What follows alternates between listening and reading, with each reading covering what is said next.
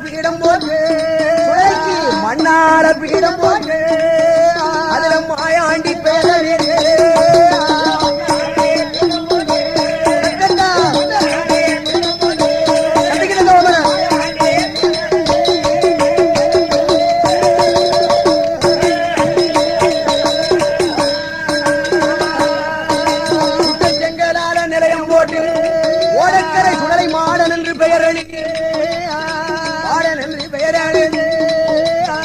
பக்கத்தில் ஒரு நிலையம் போட்டு